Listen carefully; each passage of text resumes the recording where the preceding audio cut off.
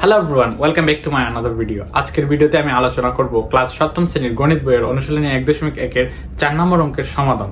এমন একটি ক্ষুদ্রতম সংখ্যা বের করব যা দিয়ে ভাগ করলে তার ভাগফলটা হবে পূর্ণবর্গ সংখ্যা। তো চলেন দেখা যাক। 4 নম্বর অঙ্কে বলছে যে 972 কে কোন ক্ষুদ্রতম সংখ্যা দ্বারা ভাগ করলে ভাগফল পূর্ণবর্গ সংখ্যা হবে। আমরা ঠিক সেম ভাবে এই অঙ্কটা নির্ণয় করব মৌলিক গুণনীয়কের সাহায্যে। তো চলেন দেখা যাক। আমরা গত পর্বেও আলোচনা করেছি মৌলিক গুণনীয়কের সাহায্যে আমরা বের করছি যে কোন এক ক্ষুদ্রতম সংখ্যা দ্বারা গুণ করলে গুণফল হবে পূর্ণবর্গ সংখ্যা। এটাও সেম ভাবেই করব। তো চলেন দেখা যাক। ফার্স্ট অফ অল আমরা মৌলিক গুণনীয়ক সংখ্যা দিয়ে এটাকে ভাগ করব। যদি ভাগ করে দেখেন যে 2 দিয়ে ভাগ করলে আমাদের আসতেছে 486 এবং এটাকে যদি আবার আমরা 2 দিয়ে করি তাহলে আসতেছে 243 এবং এটাকে আমরা 2 দিয়ে করলে যাবে না, তাহলে আমরা করবো কত দিয়ে? 3 দিয়ে। যদি 3 দিয়ে ভাগ করি তাহলে আমাদের আসতেছে 81। এখন এটাকে যদি আমরা করি 3 দিয়ে তাহলে আমাদের আসতেছে কত? 27 এবং এটাকে আমরা কত দিয়ে করতে পারবো? আবার 3 দিয়ে করতে পারবো। 3 দিয়ে যদি ভাগ করি আমাদের আসতেছে 9 এবং এটাকে আবার আমরা 3 দিয়ে করতে পারবো। 3 3 9। সো আর যাচ্ছে না। এখন দেখেন আমরা সেম ভাবে লিখে দিব যে এটা মৌলিক গুণনীয়ক সংখ্যা। অতএব 972 মৌলিক গুণ সংখ্যা হলো কত? 2 2 3 3 আছে কটা? 4টা, তাহলে 4টা লিখে দিব। সরি 3 আছে 5টা, লিখলাম 5টা। 1 2 3 4 5 1 2 3 4 5। এখন দেখেন আমরা এগুলোকে জোড়া করে দিব। যদি জোড়া করি তাহলে 2 2 আমাদের 3 আছে 5টা, তাহলে আমাদের জোড়াবিহীন সংখ্যা কটা? একটা।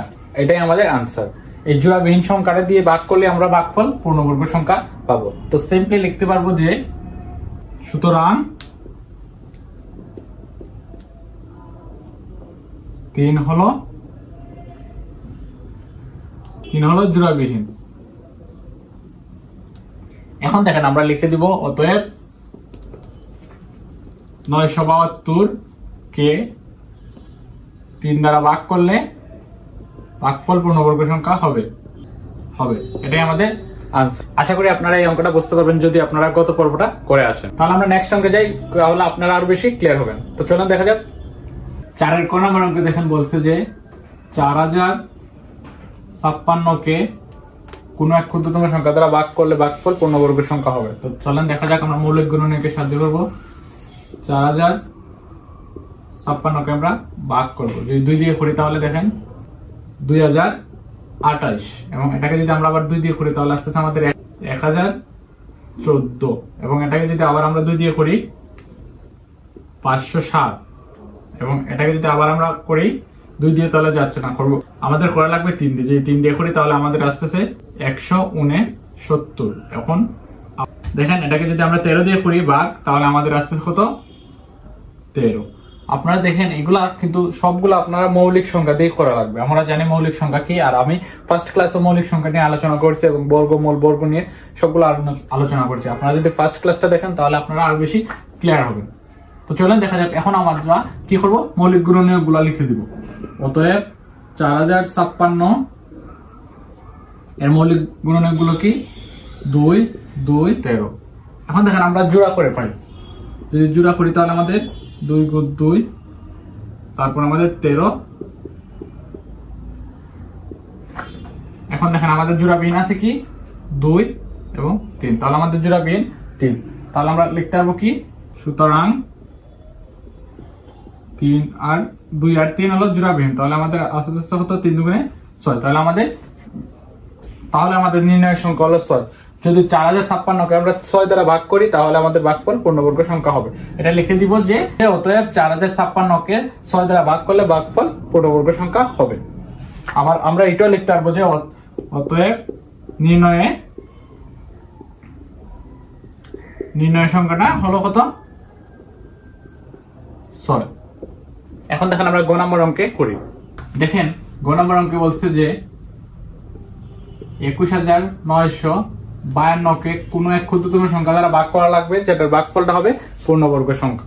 এটা আমরা খুব ইজি ভাবে করে ফেলবো। দেখেন 21952 কে আমরা ফার্স্ট অফ অল মৌলিক সংখ্যা দিয়ে ভাগ করব। আমরা মৌলিক সংখ্যা দিয়ে এটা ভাগ করব। যদি 2 দিয়ে করি তাহলে আমাদের আসছে 10976 এবং এটাকে আবার আমরা ভাগ করবো মৌলিক সংখ্যা দিয়ে। যদি 2 দিয়ে করি তাহলে আসছে আমাদের 5488। যদি 2 দিয়ে করি তাহলে আমাদের আসছে 2744, এবং এটাকে আবার 2 দিয়ে করব, আমাদের আসতেছে 1372, 686, এবং এটা আবার আমরা 2 দিয়ে করতে পারতেছি। 2 দিয়ে করলে আসতেছে 343। এটাকে আর 2 দিয়ে যাচ্ছে না, 3 দিয়ে যাচ্ছে না, আমরা করবো কত দিয়ে? 7 দিয়ে। যদি 7 দিয়ে আমরা ভাগ করি তাহলে আমাদের আসতেছে 49, এবং 49কে আমরা আবার 7 দিয়ে করবো। যদি 7 দিয়ে করি তাহলে আমাদের আসতেছে কত?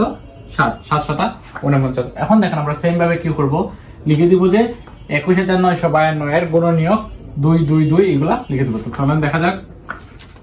যদি আমি গুণনীয়ক গুলা লিখি, 21952 এর গুণনীয়ক কি? 2 গুণ 2। এখন দেখেন আমরা এগুলা জোড়া করে দেবো। আমি এই জায়গায় লিখে দিই জোড়াটা। যদি আমি জোড়া করি তাহলে আমাদের আসতে কত দেখেন, এই জায়গায় জোড়াবিহীন সংখ্যা হলো 7, তাহলে আমরা নির্ণয়ের সংখ্যা হলো 7। এখন আমরা লিখে দিব যে সুতরাং, এবং আমরা খুব সহজে লিখতে পারবো যে 21952 কে 7 দ্বারা ভাগ করলে ভাগফল পূর্ণবর্গ সংখ্যা হবে। আশা করি আপনারা অঙ্কটা খুবই ক্লিয়ার ভাবে বুঝতে পেরেছেন। যদি না বুঝে থাকেন তাহলে ফার্স্ট অফ অল আপনারা পর্ব 1, পর্ব 2, পর্ব 3 এভাবে সিরিয়াল ওয়াইজ যদি দেখে আসেন তাহলে খুব ক্লিয়ার ভাবে, খুব সহজ ভাবে বুঝে ফেলবেন। এবং আমার চ্যানেলে যদি নতুন হয়ে থাকেন তাহলে obviously do subscribe my channel এবং একটা লাইক করবেন। So thanks everyone.